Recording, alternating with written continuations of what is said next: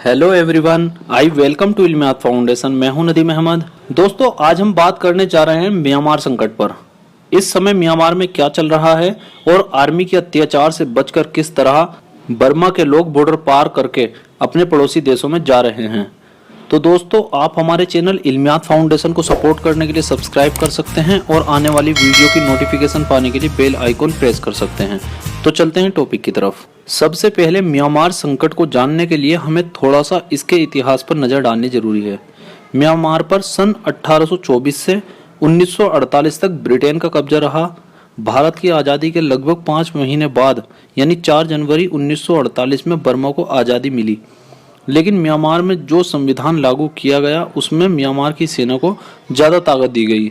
जैसा कि म्यांमार की संसद में 25% सीट आर्मी के लिए रिजर्व रहेंगी और देश के कुछ बड़े मंत्रालय आर्मी से चुने गए सांसदों को ही दिए जाएंगे, जिस कारण से म्यांमार सरकार कभी भी आर्मी पर अपनी पकड़ मजबूत नहीं कर सकी। जबकि म्यांमार की सेना अब तक कई बार सैन्य तख्तापलट कर चुकी है। इस बार म्यांमार देश में शांतिपूर्ण चुनाव हुए। जिस दिन म्यांमार की जनता द्वारा चुनी गई सरकार को म्यांमार का कामकाज संभालना था, उसी दिन यानी 1 फरवरी 2021 को म्यांमार की सेना ने तख्तापलट करके पूरे देश को अपने कब्जे में ले लिया और देश के सभी बड़े नेताओं को नजरबंद कर दिया था, जिनमें म्यांमार की प्रमुख नेता आंग सान सू की भी शामिल है। सेना ने सू की पर चुनाव में धांधली और भ्रष्टाचार जैसे आरोप लगाए हैं। म्यांमार में भ्रष्टाचार रोधी आयोग ने कहा है कि सत्ता से बेदखल की गई नेता आंग सान सू ने रियल एस्टेट सौदों में रिश्वत ली है। उन्होंने अपने पद का गलत इस्तेमाल किया है। जबकि सू के समर्थकों का कहना है कि म्यांमार की सेना तख्तापलट को सही साबित करने के लिए सू को झूठे आरोपों में फंसा रही है।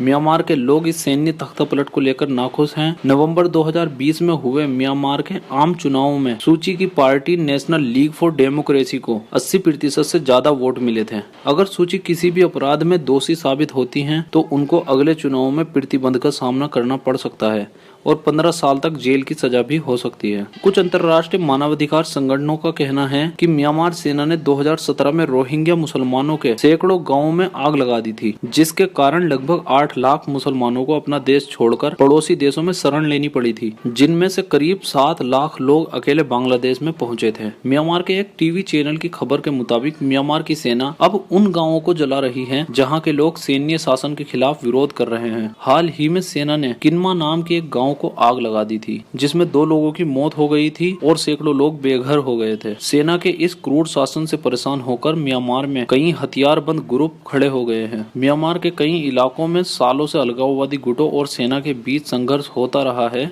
लेकिन अब की स्थिति ज्यादा भयावह हो रही है क्योंकि देश में कुल 135 नस्ली गिरोह हैं। ये नस्ली गिरोह 8 जातियों के नीचे इकट्ठा हुए हैं। इन गिरोह में काचीन, सान, रखाइन, काइया आदि ग्रुप शामिल हैं। इन हथियारबंद गिरोहों और सेना के बीच चल रहे संघर्ष को देखते हुए म्यांमार देश में गृह युद्ध का खतरा बढ़ गया है। यूनाइटेड नेशन ने एक बिल पास करके विश्व के सभी देशों से म्यांमार सेना को हथियार न देने पर जोर दिया है। क्या म्यांमार के हालात को काबू करने के लिए और मानवाधिकारों की सुरक्षा के लिए किसी अन्य देश को म्यांमार में हस्तक्षेप करना चाहिए? आपका इस पर क्या विचार है, कमेंट करके जरूर बताइए। तो दोस्तों, ये था हमारे आज के वीडियो का अंत। उम्मीद करता हूँ काफी कुछ जानने को मिला होगा म्यांमार के बारे में। तो बने रहिए इल्मियात फाउंडेशन के साथ। जय हिंद, जय भारत।